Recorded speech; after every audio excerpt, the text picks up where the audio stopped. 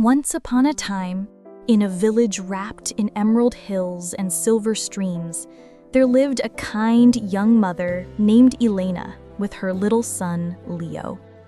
Their cottage was small, made of river stones and timber, but it was warm with laughter, the scent of fresh bread, and the glow of candlelight at dusk. Elena had eyes like the dawn sky, always looking at Leo with a gentleness that made him feel braver than any knight.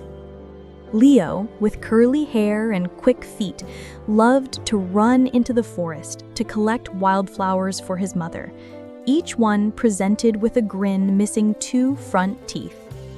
One crisp morning, as the frost melted under the early sun, Leo ran into the forest to gather bluebells for Elena. The forest was their friend, but it was also ancient and filled with secrets.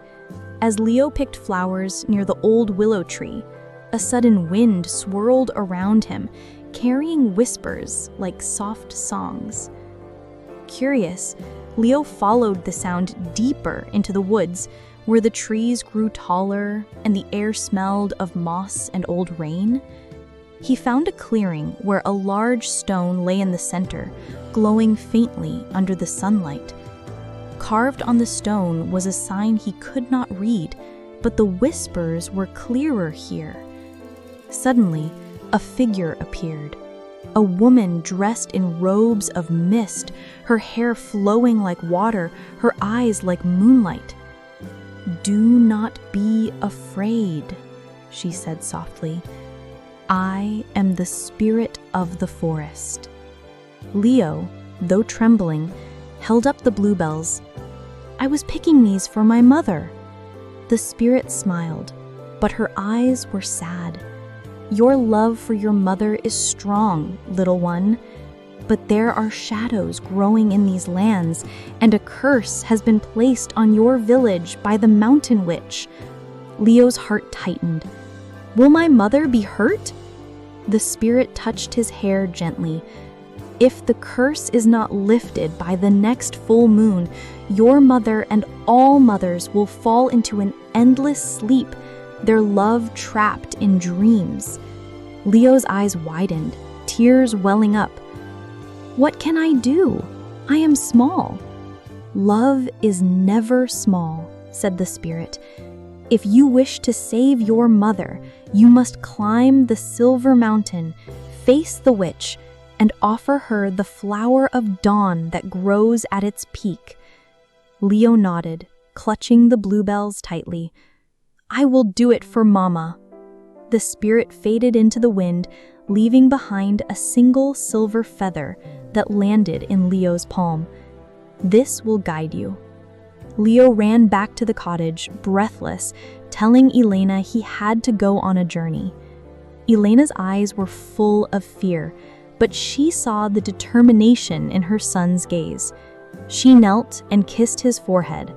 "My brave boy, a mother's love goes with you wherever you go." At dawn the next day, Leo set off with the silver feather tied around his neck and a piece of warm bread in his pocket. The journey was long, the path steep and cold, but Leo remembered Elena's soft humming whenever he grew tired. On the 3rd day, Leo reached the foot of the silver mountain. It rose into the clouds, its slopes covered with ice and sharp rocks. He climbed carefully, gripping branches, scraping his knees, but he did not stop. Halfway up, a storm raged. Winds howled like wolves, and lightning flashed in the dark sky. Leo sheltered under a ledge, shivering, whispering to himself, "For Mama, for Mama." As he closed his eyes, the silver feather glowed, and the wind calmed. A warm light surrounded him, and in that light, Leo saw his mother's face, smiling, reminding him of home. When the storm cleared, Leo climbed again, reaching the peak as dawn broke.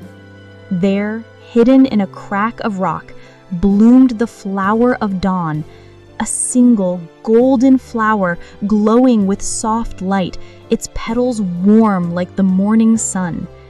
Leo reached for it, but suddenly the air turned cold and a dark figure appeared. It was the mountain witch, her cloak made of storm clouds, her eyes like cold fire. "You dare take what is mine, child," she hissed. Leo stood tall, though his hands shook. "I need this to save my mother." The witch laughed, a sound like thunder. "Why should I care for your mother's love?" Leo's eyes filled with tears, but he did not step back. "Because without mothers, the world has no songs, no stories, no warmth. Without my mother's love, I am nothing." The witch's gaze softened, just for a moment, and she stepped closer. "You would risk your life for your mother?" Leo nodded, clutching the flower. "Always." The witch raised her hand, and a gust of wind knocked Leo down. He closed his eyes, shielding the flower. Then there was silence. When Leo opened his eyes, the witch was kneeling, tears running down her wrinkled face. "I too once was a mother," she whispered. "Long ago I lost my child to the cruelty of the world, and in my pain I cursed the lands." Leo reached out his small hand. "I'm sorry." The witch looked at his hand, then at the flower of dawn, and slowly she placed her cold hand over his warm one. "Take the flower, little one.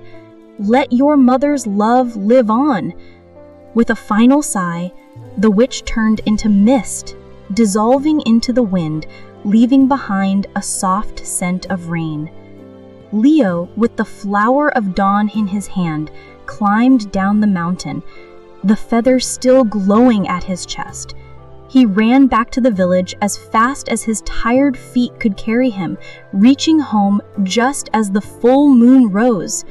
Elena was asleep, her breath shallow, her face pale. All the mothers in the village lay in the same sleep, their children crying beside them.